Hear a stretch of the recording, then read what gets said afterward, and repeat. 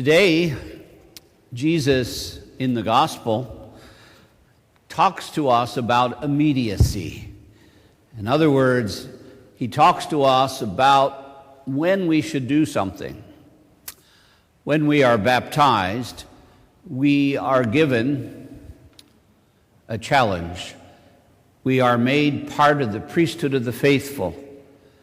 And because we are baptized, we have certain ministerial duties, all of us, that we are to do good and we are to avoid evil. We are to deliberately do good. That is, it is part of our schedule, it's part of our day, that we deliberately sit and we think, how can I do good today? And deliberately, how can I avoid evil? Where do I need to stay away from? What people do I need to avoid? What situations do I need to stay clear of in order to allow the grace of God to come into my life and thus allow me to live the life that Christ has ordained for us? In the first reading today from the second book of Kings, we hear the story of Elijah and the story of his protege, Elisha. Elijah was one of the great prophets of the early part of the Hebrew world. He has no written words. He himself did not write, and neither did Elisha. They're the unpublished prophets. But they're remembered because of the work that they did. Elijah had a job that was very much akin to the world in which we live today. He was in the northern kingdoms. You remember that Israel split into two kingdoms, the south and the north. The northern kingdom eventually became lost to history altogether. But before that happened, Elijah was there preaching. And what was happening there is pretty much what is happening in our own society today. The people had grown lax in their practice of faith. God was no longer the center of life. False gods had been established. Just as in our society today, when people choose soccer over God, when people choose comfort over God, when people choose all kinds of things over what they're called to be as Catholics, the same thing was beginning to happen in the northern kingdoms. And Elijah preached mightily. Elijah preached mightily against and foretold what would happen. And eventually they were overcome by the Persians and lost to history altogether. But on this particular passage today, Elijah was at the end of his life, and God had sent him out to find his replacement.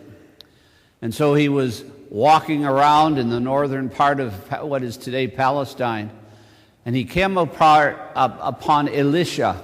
And Elisha apparently was a rich man because he had 12 yoke of oxen. 12. That means 24 oxen. Nobody had that many. So he must have been a very wealthy farmer. And he is walking along behind one of his 12 yoke of oxen, and Elijah comes by and he takes his cloak and he throws it over him,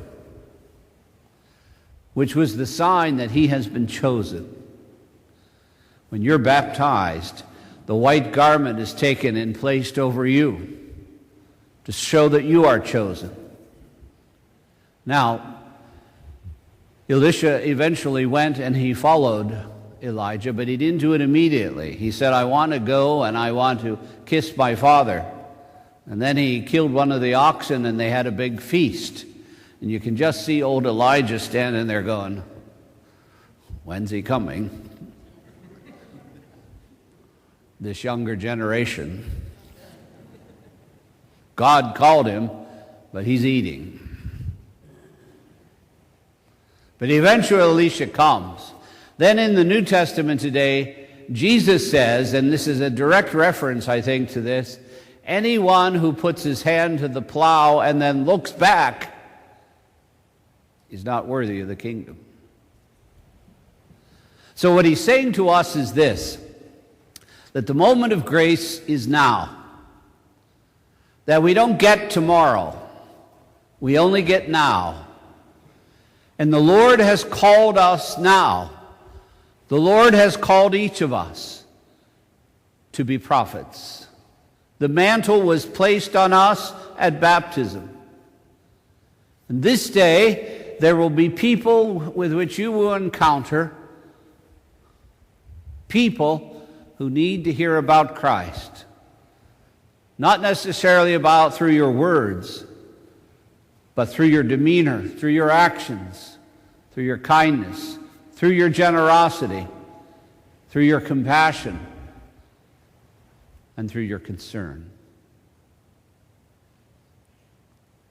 We are the prophets. We are the Elishas and the Elijahs of our time.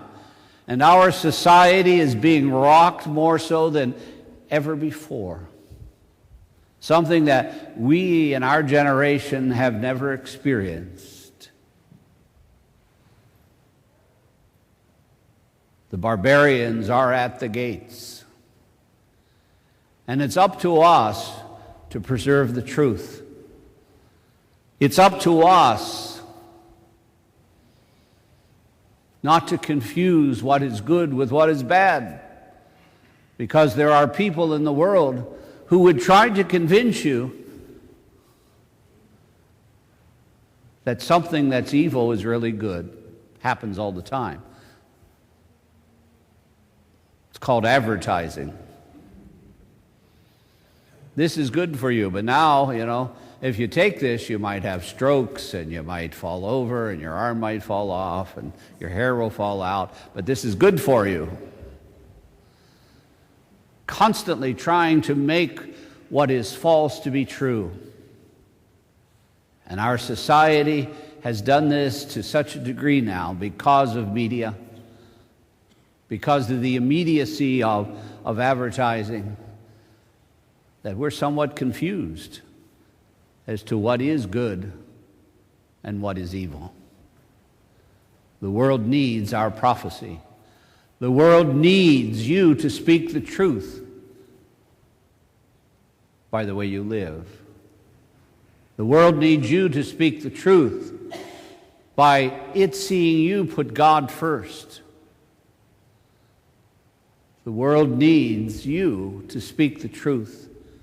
The mantle has been thrown over you at baptism. And you cannot go back. We must do it immediately. And so as you and I leave here today, what will happen on this Sunday in this township? Will there be words of kindness spoken? Will there be words of generosity and patience? Will this be a time of quiet and peace? That's up to us. We have a choice. The Lord has called us. He doesn't give us tomorrow. He only gives us today. Do good and avoid evil. Deliberately do good.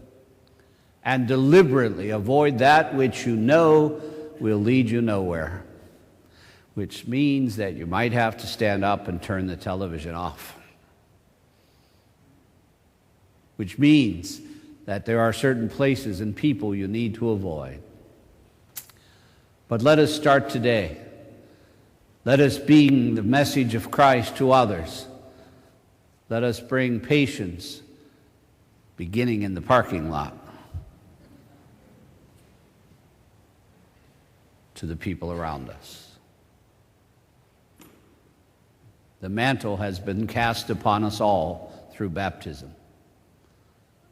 It is now up to us to fulfill our role as prophets in a world that doesn't want to hear it. Be at peace.